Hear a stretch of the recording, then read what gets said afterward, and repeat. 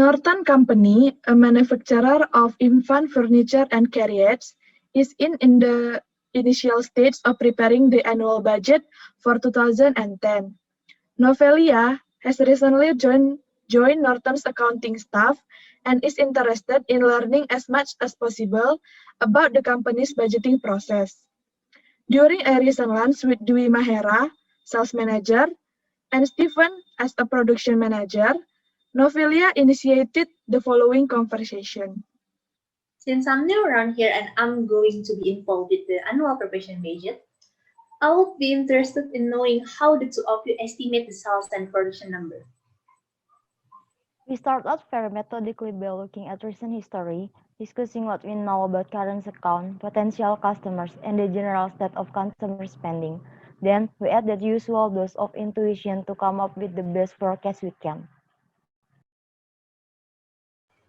I usually take the sales projection as the basis for my projections. Of course, we have to make an estimate of what this year closing inventories will be, which is sometimes it's really difficult. Why does that present a problem? There must have been a way of closing inventories in the budget for the current year. Those numbers aren't always reliable since March makes some adjustments to the sales number before passing them on to me. What kind of adjustments? Well, we don't want to fall short of the sales projection, so we generally give ourselves a little breathing room by lowering the initial sales projection anywhere from 5 to 10%. Yes, so you can see why this year budget is not a very reliable starting point.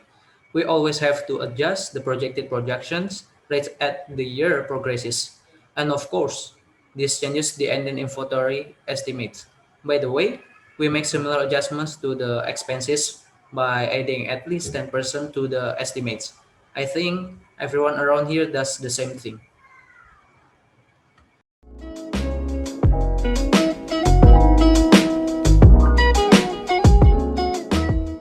Dwi Mahera and Stephen have described the use of budgetary slack. A. Explain why Dewey and Stephen behave in this manner and describe the benefit that they expect to realize from the use of budgetary slack. They are trying to show the expect revenue on lower side with an intention not to fall short of the target, show their performance better when actually result comes. They have already shown the expect revenue of lower side. For example, they were known the sales will be 100,000, but when making budget, they showed that it will be 9,000. If the actual result is 100,000, they can claim that they have sold more than expected. And if the actual sale is less than 100,000, they can say that they have targeted for only 19,000. 90,000. B. Explain how the use of budgetary slack can adversely affect to the Dewey and Stephen.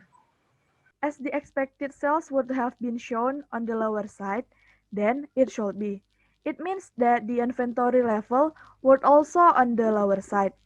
Therefore, there is a possibility of shortage of inventory to meet the actual sales, and thus it may affect the performance, and also some benefits if related to the sales, such as sales commission. Second, as a management accountant, Novel believes that the behavior described by the Dewey and Stephen may be unethical and that he may have been obligation not to support this behavior. By setting the specific standard of competence, confidentiality, integrity, and or objectivity from the standard of ethical conduct by the management of accountant, please explain why the use of budgetary slack may be unethical. Is unethical as according to the principle of ethical professional of the practice, the management of accountant should have been honest and fair, and it's really the basic of the every profession.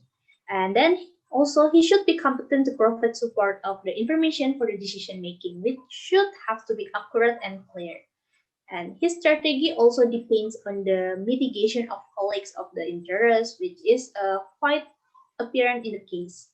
Also, he should inform the associated parties related to the conflict of the interest due to the minus of the information. That's from our group. Thank you.